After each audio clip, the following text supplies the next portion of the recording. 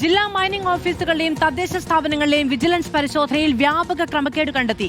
14 ഉദ്യോഗസ്ഥർ മണ്ണിടപാടുകാരിൽ നിന്നും അപേക്ഷകരിൽ നിന്നും കൈക്കൂലി വാങ്ങിയെന്നാണ് കണ്ടെത്തൽ. കെട്ടിട നിർമ്മാണ പെർമിറ്റുകളുടെ മറവിൽ കുന്നിടിച്ചു നിരത്തുന്നുവെന്നും ഡെവലപ്മെന്റ് പെർമിറ്റുകളുടെ മറവിൽ മണ്ണ് കടത്തുന്നുവെന്നും കണ്ടെത്തിയിട്ടുണ്ട്.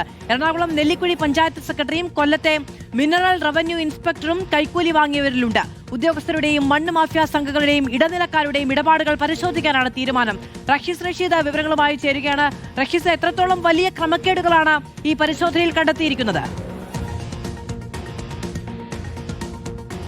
മധു, വിജിലൻസിന് സംസ്ഥാന വ്യാപകമായി വലിയ തോതിൽ പരാതികൾ ലഭിച്ച സാഹചര്യത്തിലാണ് ഓപ്പറേഷൻ എർത്ത് ഗാർഡ് എന്ന് പേരിട്ട് വിജിലൻസ് സംസ്ഥാനത്തെ മൈനിംഗ് ജിയോളജി വകുപ്പിന്റെ ഓഫീസുകളിലും ചില തിരഞ്ഞെടുത്ത തദ്ദേശ സ്വയംഭരണ സ്ഥാപനങ്ങളിലും ഇന്നലെ മിന്നൽ പരിശോധന നടത്തിയത്. ഇതിൽ 14 ഉദ്യോഗസ്ഥർ മണ്ണിടപാടുകാരിൽ നിന്ന് അനധികൃതമായി പണം കൈപ്പറ്റി എന്ന് കണ്ടെത്തി. 4,69,000 രൂപയാണ് ഇത്തരത്തിൽ 14 ഉദ്യോഗസ്ഥർ കണ്ടെത്തിയത്. 14 ഉദ്യോഗസ്ഥർ പണം വാങ്ങിയത്. അതിൽ പഞ്ചായത്ത് സെക്രട്ടറിമാർ മുതൽ തദ്ദേശ സ്വയംഭരണ സ്ഥാപനങ്ങളിലെയും മൈനിംഗ് ജിയോളജി വകുപ്പിലെയും പ്രധാനപ്പെട്ട പദവികൾ ഇരിക്കുന്ന ഉദ്യോഗസ്ഥർ വരെയുണ്ട്. ചെറിയ തോതിൽ മണ്ണെടുക്കാനുള്ള ലൈസൻസ് വാങ്ങിയതിനു ശേഷം ആ പ്രദേശം മുഴുവൻ മണ്ണെടുക്കുന്ന രീതിയിൽ പല സ്ഥലത്തും പ്രവർത്തനങ്ങൾ നടക്കുന്നു.